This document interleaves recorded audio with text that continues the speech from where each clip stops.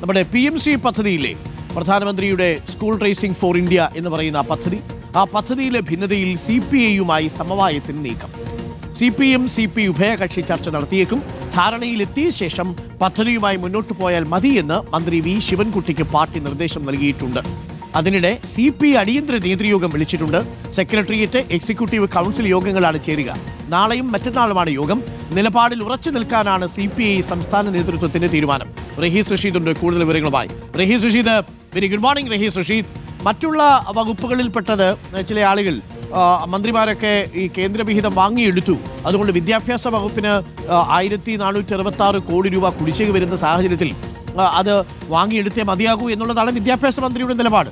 പക്ഷേ ഇതുവരെ പിന്തുടർന്ന് വന്ന നയത്തിൽ വെള്ളം ചേർക്കേണ്ടി വരും, അത് ജനങ്ങളോട് വിശദീകരിക്കേണ്ടി വരും എന്നുള്ളതാണ്. ഇന്നലെ തോമസ് ഐസക്കൊക്കെ വലിയ ഫേസ്ബുക്ക് പോസ്റ്റൊക്കെ ഇട്ടിരുന്നു. പക്ഷേ ഇക്കാര്യത്തിൽ CPIയെ കൂടി വിശ്വാസത്തിലെടുക്കാതെ മുന്നോട്ട് പോകുന്നത് ദോഷം ചെയ്യുമെന്ന തിരിച്ചറിവാണോ ഇപ്പോൾ പാർട്ടിക്ക് വന്നിരിക്കുന്നത്?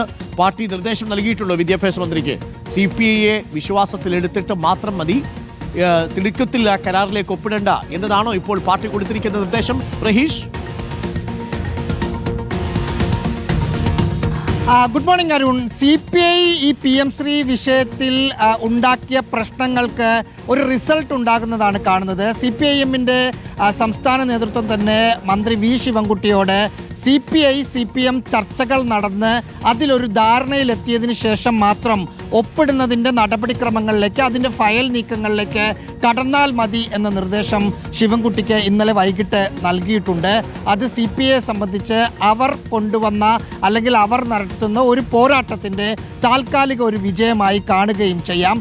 അടുത്ത ദിവസം തന്നെ നമ്മൾ മനസ്സിലാക്കുന്നത് ബിനോയ് വിശ്വവുമായി CPIഎമ്മിൻ്റെ നേതൃത്വം സംസാരിച്ചിട്ടുണ്ട്. ചർച്ചകൾക്ക് ശേഷം മാത്രമേ മുന്നോട്ട് പോകൂ എന്ന CPIഎമ്മിൻ്റെ നിലപാട് ബിനോയ് വിശ്വത്തെ ഫോണിൽ വിളിച്ച് പ്രധാനപ്പെട്ട നേതാക്കൾ അറിയിച്ചിട്ടുണ്ട് എന്നതാണ് മനസ്സിലാക്കുന്നത്. എങ്കിൽ പോലും ഈ പദ്ധതിയുമായി മുന്നോട്ട് പോവുക എന്ന തീരുമാനത്തിൽ നിന്ന് CPMO അല്ലെങ്കിൽ മുഖ്യമന്ത്രിയോ പിന്നോട്ട് പോയിട്ടില്ല. പക്ഷേ CPI കൂടി കാര്യങ്ങൾ പറഞ്ഞു മനസ്സിലാക്കി ഒപ്പം നിർത്തി കൊണ്ടുപോകാനാണ് തീരുമാനം. അതിനിടെ CPI നാളെ പ്രധാനപ്പെട്ട യോഗങ്ങൾ വിളിച്ചിട്ടുണ്ട്. സംസ്ഥാന സെക്രട്ടേറിയറ്റും എക്സിക്യൂട്ടീവും നാളെയും മറ്റന്നാൾ കൗൺസിലും ചേരും. അതിൽ ഈ വിഷയങ്ങൾ പ്രധാന ചർച്ചാ വിഷയം ആകും എന്ന് നേതാക്കൾ അറിയിച്ചിട്ടുണ്ട്. തോമസ് ഐസക് ഇന്നലെ ഒരു ഫേസ്ബുക്ക് പോസ്റ്റ് ഇട്ടിട്ടുണ്ട് കേട്ടോ. തോമസ് ഐസക് പറഞ്ഞത് 5000 കോടി കേന്ദ്രത്തിൽ നിന്നും ലഭിക്കാനുള്ളത് ഇന്നത്തെ സാഹചര്യത്തിൽ വേണ്ടെന്ന് വയ്ക്കാൻ കഴിയില്ല എന്നുള്ളതാണ്. PMC ആണല്ലോ ഇപ്പോഴത്തെ വിവാദം എന്ന് പറയുന്നു.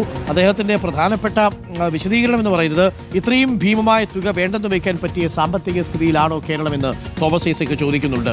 അപ്പോൾ ഇത്തരത്തിൽ സംസ്ഥാനങ്ങളെ വരുതിയിലാക്കുന്നതിന് ഈ സർക്കാർ, ഇതേപോലെ കേന്ദ്ര സർക്കാർ കീഴോട്ടുള്ള ധനവിന്യാസത്തെ ഉപയോഗപ്പെടുത്തുന്നത് മോശം കാര്യമാണെന്നൊക്കെ പറയുന്നുണ്ട്. എന്തായാലും ഇതിൽ മുന്നൊരുക്കങ്ങളൊക്കെ നമ്മൾ സ്വീകരിച്ചു തന്നെ മുന്നോട്ട് പോവുക. ദേശീയ ഫ്രെയിംവർക്കിനുള്ള കരിക്കുലം സ്വീകരിക്കണം. ഇതിൽ ചില ഒഴിവുകഴിവുകൾ വിദ്യാഭ്യാസ നയത്തിലൊക്കെ ഉണ്ട്, അതൊക്കെ ഉപയോഗപ്പെടുത്തണം എന്നാണ് പറയുന്നത്. പ്രാദേശികമായിട്ടുള്ള ലോക്കൽ ഫ്ലേവറൊക്കെ ഉപയോഗിക്കുക. ഹിന്ദി ഭാഷ സംബന്ധിച്ച വിഷയത്തിൽ കേരളത്തിന് പ്രത്യേകിച്ച് പരാതി ഉണ്ടാവാനുള്ള സാധ്യതയില്ല. എന്നാൽ സെൽഫ് ഫിനാൻസിങ് സ്കൂളുകളെ കേന്ദ്രം തിരഞ്ഞെടുക്കുമോ എന്നുള്ളതാണ്. ഇതൊക്കെ ആശങ്കകൾ മാറ്റിക്കൊണ്ട് ഇത് നടപ്പിലാക്കുമെന്നുള്ളതാണ് പറയുന്നത്. തോമസ് ഐസക്കിന്റെ ഫേസ്ബുക്ക് പോസ്റ്റ് പറയുന്നത് ഇത് പദ്ധതി നടപ്പിലാക്കിയാലും നമ്മൾ ദേശീയ വിദ്യാഭ്യാസ നയത്തെ എതിർക്കണം എന്നുള്ളതാണ്. പക്ഷേ ഒപ്പുവെച്ചിട്ട് ആ പദ്ധതി നടപ്പിലാക്കിയിട്ട് പിന്നെ എങ്ങനെ എതിർക്കും? സാങ്കേതികമായ ചില കാര്യങ്ങളൊക്കെ നമുക്ക് പറയാം. ആ സിലബസ് നമ്മൾ പഠിപ്പിക്കില്ല, അല്ലെങ്കിൽ ഈ സിലബസ് കൂടി പഠിപ്പിക്കും എന്നൊക്കെ നമുക്ക് പറയാം. പക്ഷേ എന്നാലും മറ്റുമുണ്ടല്ലോ ചില വകുപ്പുകൾ. അതെങ്ങനെയാണ് എന്നുള്ളത് വ്യക്തത വരട്ടെ, നമുക്ക് കാണാം.